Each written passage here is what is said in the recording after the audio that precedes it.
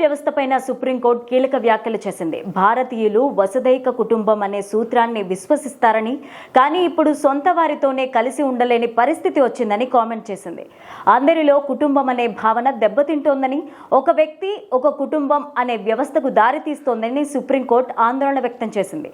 పెద్ద కుమారుణ్ణి ఇంటి నుంచి బయటకు పంపించాలని కోరుతూ ఓ మహిళ దాఖలు చేసిన పిటిషన్పై విచారణ సందర్భంగా సర్వోన్నత న్యాయస్థానం ఈ వ్యాఖ్యలు చేసింది. ఉత్తరప్రదేశ్లోని సుల్తాన్పూర్ జిల్లాకు చెందిన కల్లామాల్ సంతోలాదేవి దంపతులకు 3 కుమారులు, 2 కుమార్తెలు. అయితే కుమారులకు తల్లిదండ్రులకు మధ్య సంబంధాలు లేవు. తమ కుమారుల నుంచి జీవనభృతి ఇప్పించాలంటూ 2017లో స్థానిక ఫ్యామిలీ కోర్టును ఆశ్రయించగా తల్లిదండ్రులకు నెలకు 8,000 చెల్లించాలంటూ ఆదేశించింది కోర్టు.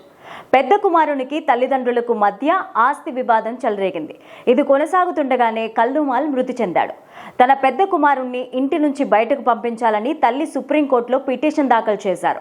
కుమారుడు తన తల్లిదండ్రులను, ముఖ్యంగా తల్లిని అవమానించాడని, ఆమె జీవితంలో జోక్యం చేసుకున్నాడని చెప్పేందుకు ఎటువంటి ఫిర్యాదులు, ఆధారాలు లేవని సుప్రీంకోర్టు తెలిపింది. ఆస్తికి తండ్రే యజమాని అని చెప్పలేమని, కుమారుడికి అందులో వాటా ఉంటుందని పేర్కొంది.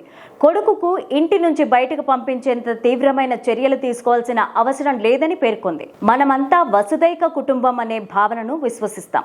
అయితే నేడు కుటుంబ ఐక్యతనే కాపాడుకోలేకపోతున్నాం. అలాంటిది ప్రపంచమంతా ఒకే కుటుంబం గురించి ఇంకేం మాట్లాడగలం అంటూ సుప్రీంకోర్టు వ్యాఖ్యానించింది. ఒక కుటుంబం అనే వ్యవస్థకు చేరువలో ఉన్నామని సుప్రీంకోర్టు ధర్మాసనం పేర్కొనింది. సుప్రీంకోర్టు చేసిన ఈ వ్యాఖ్యలు భారతీయ కుటుంబ వ్యవస్థలో చోటు చేసుకున్న మార్పులను ప్రతిబింబిస్తున్నాయి.